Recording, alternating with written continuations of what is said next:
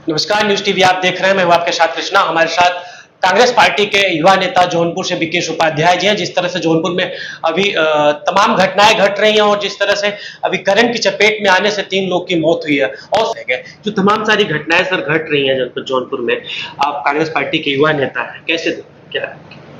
देखिए, इसके मूल में भ्रष्टाचार है। ये 2017, 17 से 22, 22 से 27 ये हमारे शहर के लिए एक बहुत खराब दौर रहा।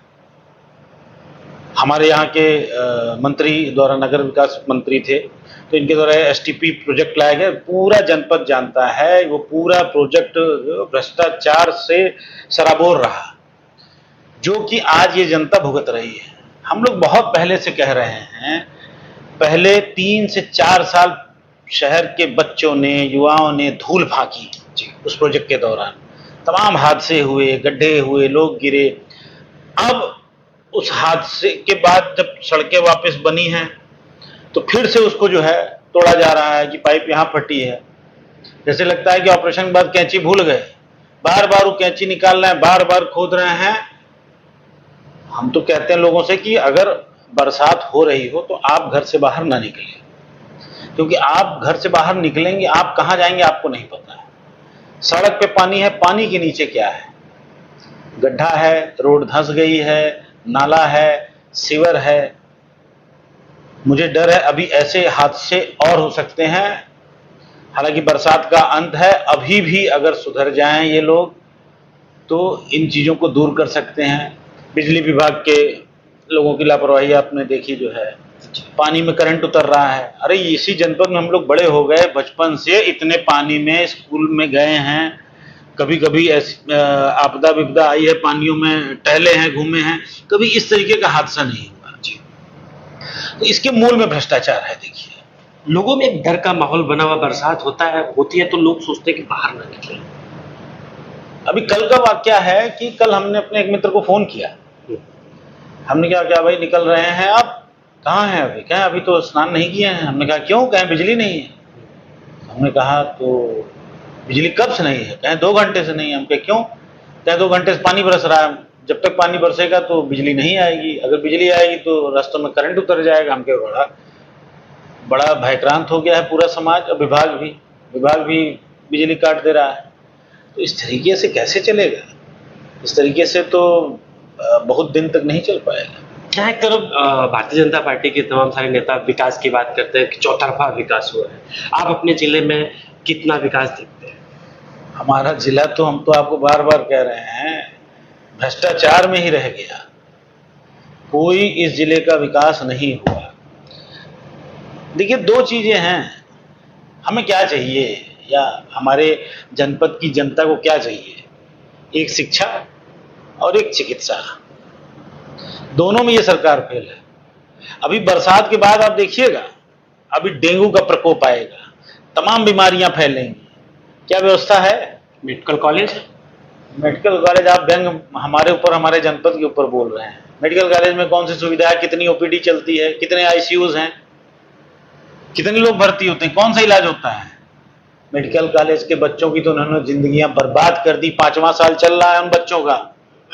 कहाँ जाएंगे, कहाँ प्रैक्टिस करेंगे वो? मेडिकल कॉलेज से जिला अस्पताल आते हैं ओपीडी करने, क्लास लेने, फिर वहां जाते हैं।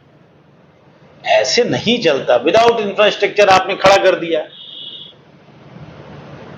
सिर्फ वोट लेने के लिए ये कुछ भी कर सकते हैं, और धर्म और जाति का घोल पिला के ये जनता से जो करवा रहे हैं, ईश्वर इन्हें कभी माफ नहीं करेंगे, देख लीजिएगा।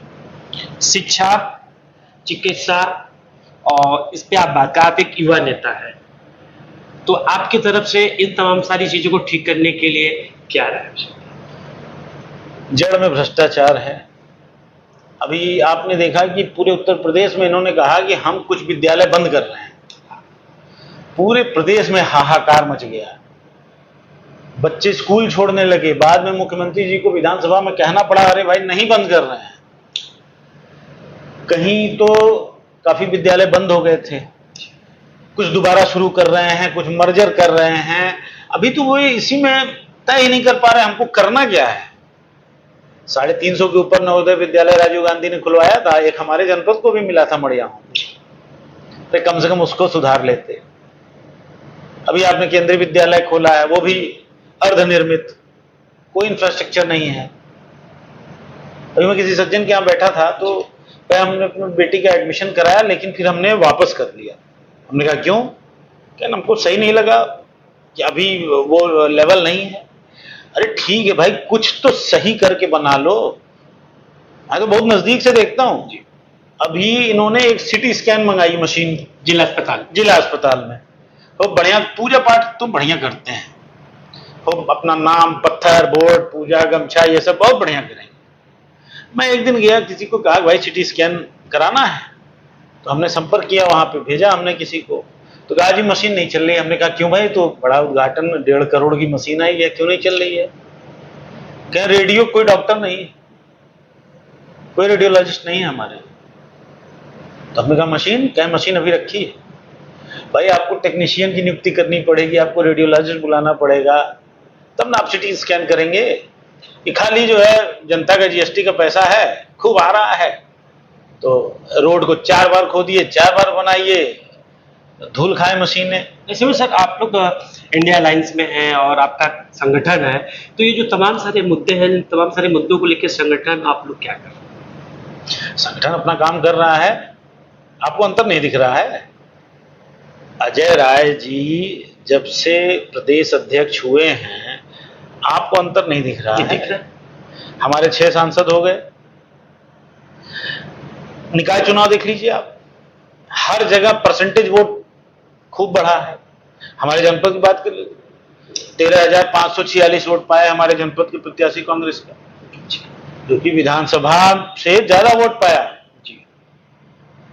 आपको तो अंतर दिखेगा। ये इतना ऊर्जावान प्रदेश अध्यक्ष कांग्रेस को बहुत दिन बाद मिला है, और पूरे प्रदेश में जिस हिसाब से अजय राय जी हमारे प्रदेश अध्यक्ष जी मेहनत कर रहे हैं, इसका परिणाम आपको 2027 में बखूबी दिखेगा। बिहार में वोट अधिकार यात्रा चल रही है, लगातार राहुल गांधी जी वहाँ चल रहे हैं, इंडिया अलायंस के सभी नेता वहाँ चल रहे हैं, लेकिन भाजपा के लोग करें कि राजनीतिक स्टंट है।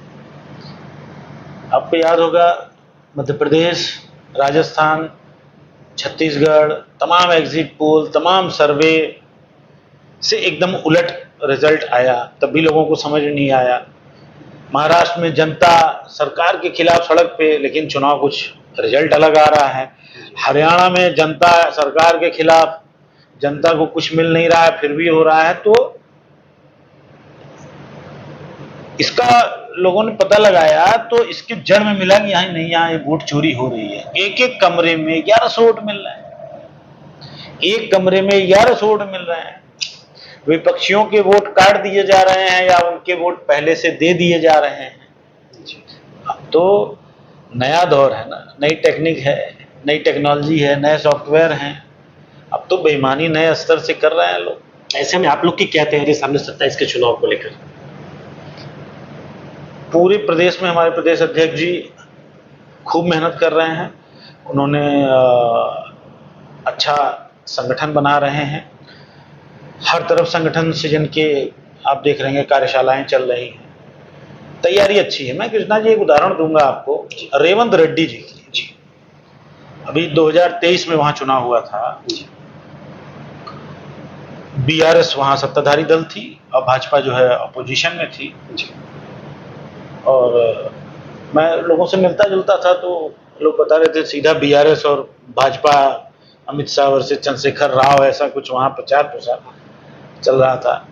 लेकिन रेवंत रेड्डी इसी तरीके के ऊर्जावान वहां पे नेता और अध्यक्ष मिले, उन्होंने एकदम कायाकल्प कर दिया। 4 महीने में, 4 से 6 महीने में शानदार प्रचार, शानदार संगठन, कार्यक्रम, रिजल्ट देखिए, सत्ता पर काबिज हो गए, मुख्यमंत्री हो गए।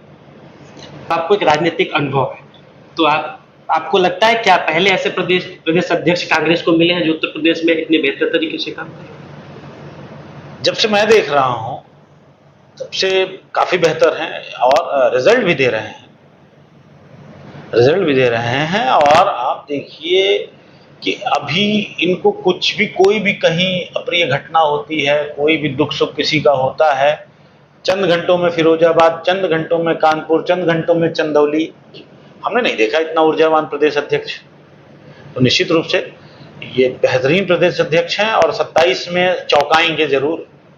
इंडिया अलायंस में सब ठीक ठाक, यहाँ कि बिहार तो की दिख ही रहा है आपको, सब ठीक ठाक जलवा दिख रहा है। बिहार में देखिए कि पूरा जलवा दिख रहा है, वहां सरकार बदलने जा रही है। बिहार चुनाव के बाद उत्तर प्रदेश में भी सरकार 2027 में, आज आप लिख लीजिए, मैं दे रहा हूं, बदल जाएगी सरकार। कैसे दावा कर सकते हैं? भारतीय जनता जनता परेशान है भाई। अब लोग नाले में बह रहे हैं, करंट जो है सड़कों पे उतर रहा है। अब भी नहीं समझ में आएगा तो कब समझ में आएगा? पार्टी- राशन तो मिल रहा है। व्यंग मार रहे हैं आप दोबारा। नहीं नहीं, देखिए वो पॉलिटिकल स्ट्रेटजी है उनकी, धर्म राशन फ्री में बांटना, ये सब देखिए बहुत हो गया। आप जनता को देखिए, शिक्षा और स्वास्थ्य पे काम चाहिए। मैं दोबारा एक बात कहूंगा, 50 लाख जनपद की जनता है, आज भी रात को इमरजेंसी में कोई व्यवस्था नहीं है चिकित्सा की। यहाँ पे 60-65 साल के लोग ऊपर हैं। आजकल आप देखिए हार्ट अटैक बहुत कॉमन हुआ है जी 18-18 साल के बच्चों को आ जा रहा है। अब रात को किसी को हार्ट अटैक हो जाएगा। आज भी जनपद में कोई व्यवस्था नहीं है। कोई व्यवस्था हो जाए, मेडिकल कॉलेज में है आपकी इमरजेंसी, इमरजेंसी है, आप जा सकते हैं वहां? नहीं जा सकते। जिला अस्पताल में इमरजेंसी में आपको डॉक्टर नहीं मिलेंगे रात में। प्राइवेट डॉक्टर्स रात को एंटरटेन नहीं करते हैं, उनकी भी मजबूरी है, सुबह से शाम तक मेहनत करते हैं। प्राइवेट डॉक्टरों को हटा दीजिए, आपके जिले में चिकित्सा व्यवस्था शून्य है, शून्य। चिकित्सा, स्वास्थ्य, शिक्षा और जो सड़क हादसे हो रहे हैं, एक युवा सोच के लेता है, कैसे इन तमाम सारी चीजों को निपटाएं? निश्चित रूप से इन्हें सिर्फ इसी पे काम ही करना चाहिए और आपका कोई काम नहीं है। आपको जो निधि मिल रही है, आपको जो सरकार पैसा दे रही है, आपसे जो सरकार कह रही है कि हमें प्रस्ताव दीजिए, तो आपको निश्चित रूप से शिक्षा और चिकित्सा से जुड़े ही प्रस्ताव सरकार को देना चाहिए। आपने सिटी स्कैन मशीन लगाई है तो आप उस पर एक रेडियोलॉजिस्ट आप जरूर रिक्रूट कराइए, उसकी नियुक्ति कराइए, एक टेक्नीशियन की नियुक्ति कराइए, तभी तो जनता को उसका लाभ मिलेगा। उसका फोटो थोड़ा खींचने जाएंगे। मेडिकल कॉलेज 2020 से तैयार कर रखे हैं चुनावी लाभ के लिए। सिर्फ हमारे यहाँ की मेडिकल कॉलेज की बात नहीं कर रहा हूं मैं, 28 मेडिकल कॉलेज इन्होंने एक साथ इनॉग्रेट किए उत्तर प्रदेश में। सभी का यही हाल है, से किया था। सभी का यही हाल है। आप सुल्तानपुर मेडिकल कॉलेज देख लीजिए, उसका भी यही हाल। अम्बेडकर नगर देख लीजिए, वही हाल है। मेडिकल सिर्फ खाना पूर्ति करना ठीक है, आज हमारे पास जीएसटी का खूब पैसा आ रहा है, लेकिन उसको इम्प्लीमेंट करना, उसका क्रियान्वयन करना ही आपका काम है। भ्रष्टाचार आप रोक नहीं पा रहे हैं, आप भ्रष्टाचार में लिप्त हैं, सरकार लिप्त है भ्रष्टाचार में। जीरो टॉलरेंस की बात करते हैं, लॉ एंड ऑर्डर अच्छा है, तमाम सारी चीज, जीरो टॉलरेंस की बात करते हैं बीजेपी। लॉ एंड ऑर्डर अच्छा है। प्रतापगढ़ में अभी आपने देखा, दौड़ा दौड़ा के मारा गया, अभी बाद में उनकी गिरफ्तारी हुई। हमारा जनपद 19 साल के बच्चे का सर जो है धड़ से अलग कर दिया गया, माँ उसका सर गोद में लेके रो रही है। लॉ एंड ऑर्डर की बात करते हैं, 3 आदमियों को कूच के मार दिया गया नेवादा में, आप लॉ एंड ऑर्डर की बात करते हैं। जून महीने में रिकॉर्ड तोड़ हत्याएं हुई हैं जनपद जौनपुर में। साहिल सिंह बदलापुर, कल मैंने कहीं न्यूज पढ़ी कि उसकी माँ मुख्यमंत्री जी के दरबार में गई है, उसको न्याय नहीं मिल रहा है, लोगों ने उसको उसकी निशंस हत्या की। देखिए मीडिया मैनेज करके आप अपनी वाहवाही अपना खुद मत छाती पीटिए। सरकार से मैं कह रहा हूं, धरातल पे आइए, काम करिए। लॉ एंड ऑर्डर शून्य है, शून्य। टैरिफ इंटरनेशनल मैटर है, विदेश नीति में ये आप उसमें जानकारी रखते हैं? जानकारी रखते हैं, हम व्यापारी हैं, हम व्यापारी हैं और बिल्कुल जानकारी की एक अपनी क्यूरियोसिटी होती है जानने की। मैं तो यही देख रहा था कि मीडिया कैसे ऑपरेट करती, मीडिया ऑपरेट कर रही है इस समय, जनता को दिखा रही है कि नहीं जी अमेरिका हमारा दुश्मन हो गया और चाइना रसिया हमारे दोस्त हो गए। अरे चाइना कब तुम्हारा दोस्त था? चाइना से हम जंग लड़ चुके हैं। अभी गलवान घाटी का अभी वीडियो लोग नहीं भूले हैं, हमारे सैनिकों में हाथापाई हुई है, आपने देखी होगी। सबसे ज्यादा भारतीय किस देश में है? अमेरिका में है, चाइना में है, जापान में है, रशिया में है। मतलब आप जो, अब मैं टेलीविजन देखता हूं, मीडिया को देखता हूं कि सिर्फ सरकार को खुश करने के लिए उसकी आरती करती हैं। हाँ जी, आज अमेरिका को दुश्मन बता रहे हैं, नहीं तो हाउडी मोदी और नमस्ते ट्रंप का जमाना था, आपने देखा होगा। एक बार फिर ट्रंप एक बार फिर ट्रंप सरकार। गलत है भाई, हर चीज को आप अपनी विदेश नीति को ठीक करिए। बहुत बड़ा नुकसान करने जा रहे हैं। 20 लाख नौकरियां हैं हमारी अमेरिका में हमारे नौजवानों की। क्यों ऐसा कर रहे हैं? बैठिए, बात करिए, चीजों को ठीक करिए। हालांकि लास्ट सवाल सर, आप जनपद जौनपुर के जनता जो है यहाँ क्या संदेश देना चाहेंगे, क्या कहना चाहेंगे?